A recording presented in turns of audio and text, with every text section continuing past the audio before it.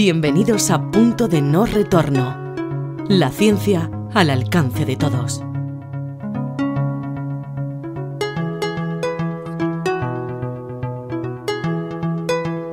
Buenas y bienvenidos.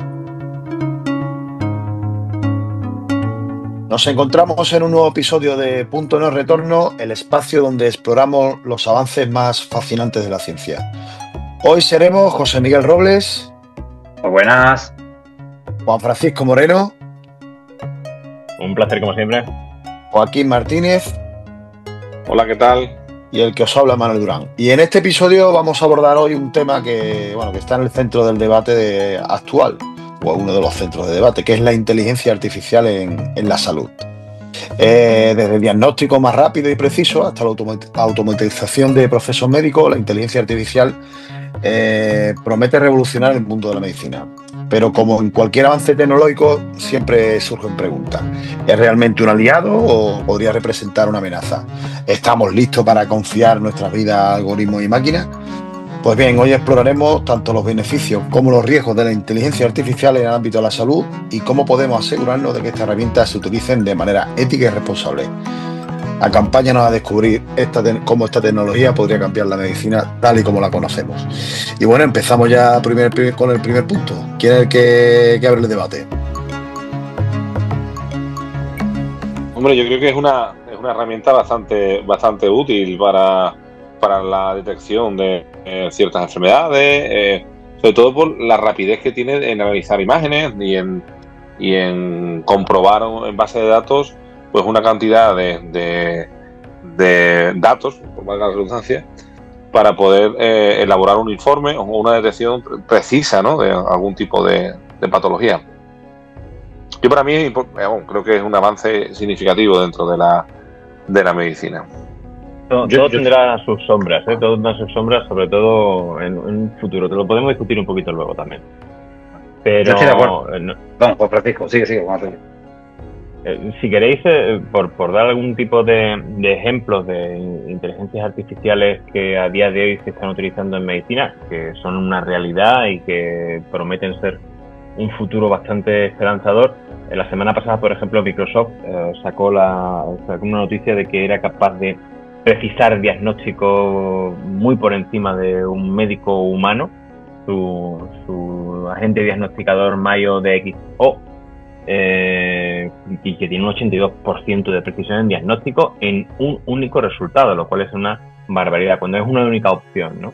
Pero, como bien decía Joaquín, una inteligencia artificial es especialmente interesante a la hora de analizar patrones y las imágenes o casos diagnósticos comparados en una gran cantidad, pues hace que tengamos aplicaciones muy interesantes como Merative, que antiguamente era de IBM, que lo que hace precisamente es intentar comparar historiales clínicos y historiales médicos y ayuda al diagnóstico bastante preciso en oncología, por ejemplo.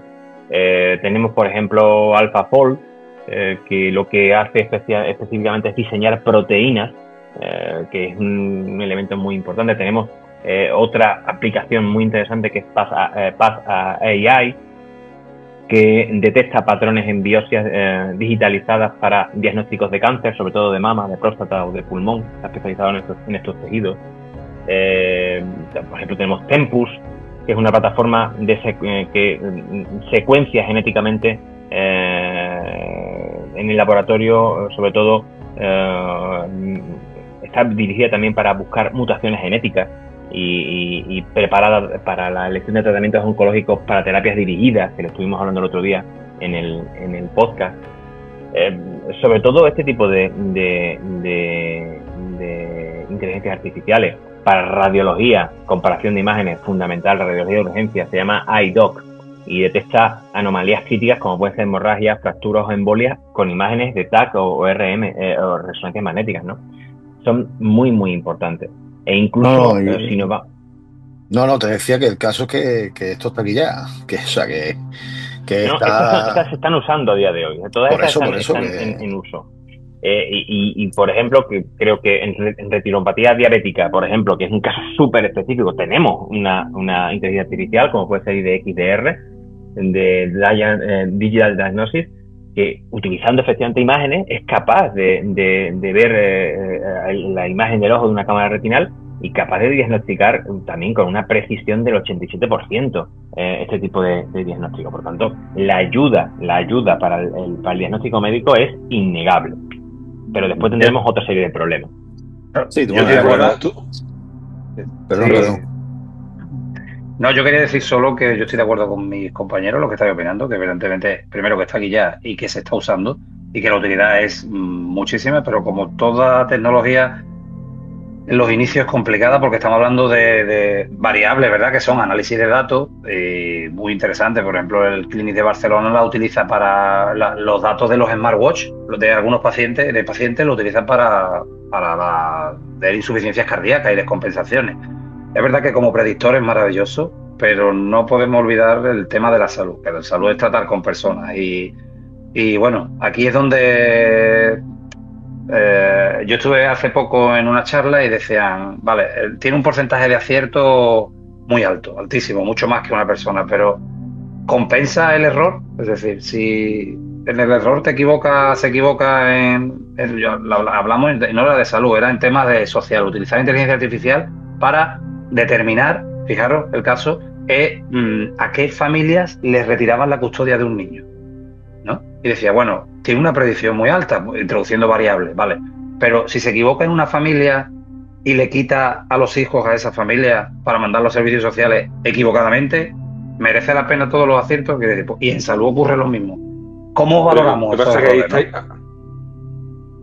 ahí está entrando. O sea, yo parto de la base de como ayuda herramienta al diagnóstico, pero aquí ya estáis entrando, a lo mejor por eso decía Como algo Juan Francisco complementario, antes, sustitutivo del graduado social o del médico o del juez. Entonces, claro, ya estamos hablando de sustituir. Yo para mí es útil como herramienta de apoyo, es decir, como Sí, complementaria, lo que yo decía. Como algo complementaria pues, para que el profesional tome una buena decisión, pero que sea después el profesional el que tenga la última voz cantante. Bueno, A mí Yo- lo que me bueno, parece también. El problema aquí es cuando todos la hemos utilizado la inteligencia artificial para un montón de cosas en nuestra vida diaria. Y todo creo, bueno, voy a hablar yo todo, pero en realidad ustedes podrían decir lo que creen, pero llega un momento en que te relajas, es decir, es que tú ya le preguntas sí, ya.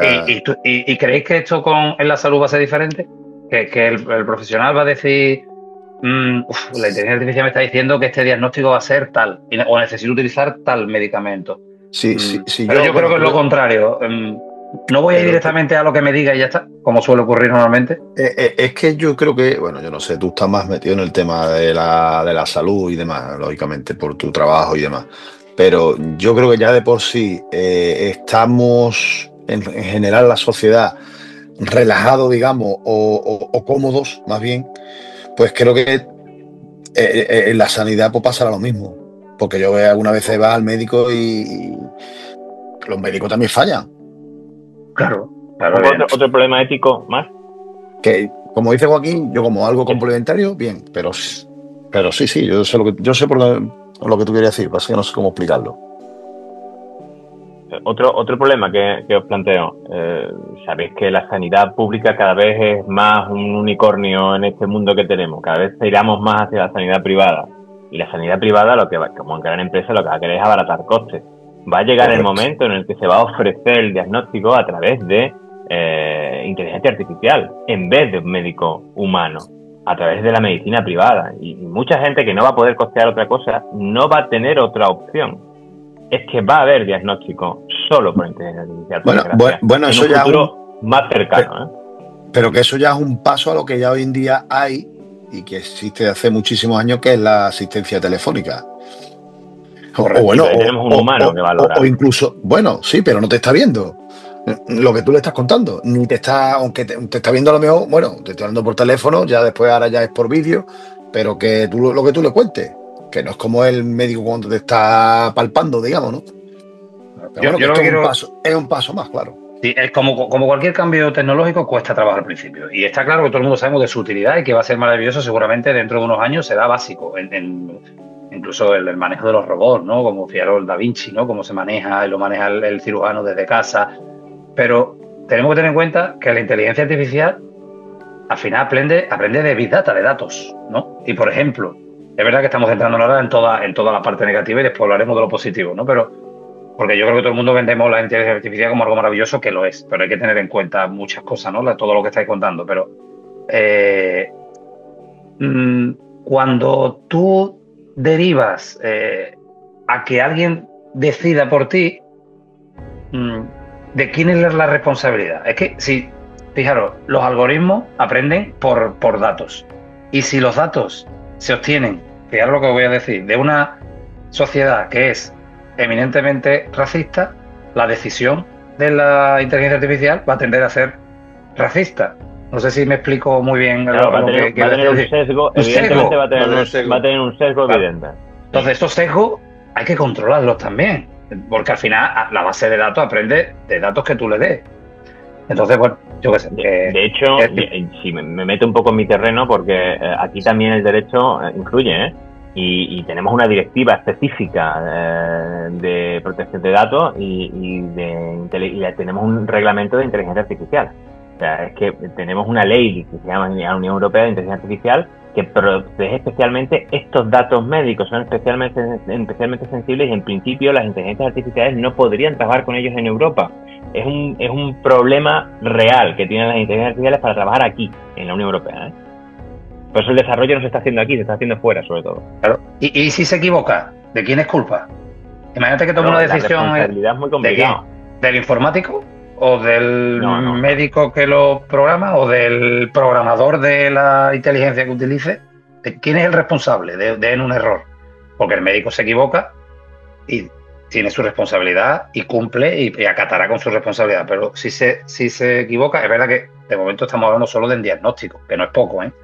En diagnóstico, después de verdad, pero que ¿quién es responsable? A lo que decía Juan Francisco, es curioso si habéis visto la película Elysium, ¿la conocéis?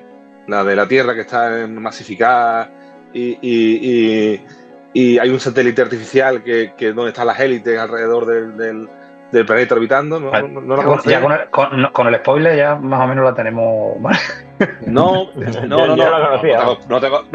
te hago spoiler. Es gracioso porque ahí se adelanta. La película tiene bastante tiempo, pero ahí el protagonista, que es Matt Damon, tiene un problema, un accidente laboral, y el médico que le diagnostica es un robot con una inteligencia artificial. Y la mala dice: toma, estas son tus pastillas, te has radiado, te queda tanto de vida y es un poco lo que vaticina un poco lo que decía Juan Francisco, es decir, que eso está ahí ya. Digo que esto en 2013 ya se veía venir este tipo de situaciones, ¿no? Y éticamente es lo hilamos un poco lo que tú estás comentando, de que claro, ahí si te equivocas, ¿qué le acusas? ¿Al robot este que te ha hecho el diagnóstico? No, por eso yo decía que es importante habrá una empresa que la herramienta sí, pero la herramienta tiene que ser la herramienta la tiene que utilizar un profesional. Y el profesional usará la herramienta, le dirá lo que sea, y después la última palabra tiene que tener el profesional, ¿no? De todos modos, da igual, te hacen firmar un documento. Yo por lo que pasa hoy en día, que te sirve de los sentimientos. De todos los sentimientos y tal, y como cuando vas a un quirófano, te coge, te hace una operación y sales peor que has entrado. Mira, a mí normalmente no pasa nada, ¿eh? Tiene que ser una cosa muy gorda para que a un médico, a un enfermero, tiene que ser algo muy grave, que sí, que pueden pasar cosas, pero que... Hombre, una negligencia, es un riesgo, una cosa solo es negligencia, otra cosa es riesgo, tú te sometes a un riesgo grande. Estamos casi a punto de acabar, así que os pido a todos un último apunte, una última anotación, que veamos como siempre. Es que este formato es lo que tiene, que es un formato que se hace muy corto, entonces tenemos que aligerar. José Miguel, ¿alguna última cosa? Yo, que es algo inminente. Que nos falte, sí, claro. No, algo que es inminente, que lo vamos integrando poco a poco, pero que no tengamos prisa. Yo, como soy enfermero y no diagnostico, pero sí tomo decisiones a lo mejor en una herida, qué material utilizar, que te puede ayudar a lo mejor enseñando imágenes, qué apósito, pero que la empatía que necesita, por ejemplo, una enfermera eso no te lo va a dar nunca la inteligencia artificial, ¿no? Que de hecho también la IA se estará usando para estudios, investigaciones y todo eso. Eso me imagino que sí, de ahí será una herramienta muy importante. En investigación es inequívoco porque el análisis de datos, la velocidad de análisis de datos y la capacidad de encontrar patrones es altísima. Pero en cuanto al trato con las personas, pues bueno, tenemos que seguir avanzando, pero con mucha prudencia. Mucha prudencia que tratamos con personas. No es lo mismo equivocarte a la hora de programar o a la hora de hacer una comida que equivocarte a la hora de cuidar a alguien, ¿no? O de una cirugía, ¿no? Es más importante. Claro. ¿Algún aporte más que tenga que decir? Sí, ¿Ahora qué? Sí, en la línea que decía José Miguel, que la medicina no puede dejar de ser humana, que se trata con humanos y por lo tanto no puede dejar de ser humana. A pesar de ello, evidentemente, es una herramienta que los médicos van a tener que seguir usando y van a seguir usando, y la investigación casi no tiene límites con este tipo de herramientas, sobre todo con lo que está creciendo, ¿vale? Pero no podemos perder de vista que los pacientes al final son personas y hay que tratar con ellas. Pues nada, con esto ya llegamos al final, Joaquín, lo hemos perdido el audio, así que nada, lo despedimos y nada, bueno, lo despedimos todo. Con esto ya llegamos al final del episodio y nada, y deciros que nada, que ya sabéis que la ciencia avanza muy rápidamente, pero que bueno, solo a través del diálogo, la reflexión y demás, y como comentaba José Miguel y Juan Francisco, que esto está aquí ya, lo tenemos, es una herramienta, pero que hay, como toda herramienta, hay que usarla convenientemente. Nada, un saludo y gracias por acompañarnos. Nos vemos muy pronto.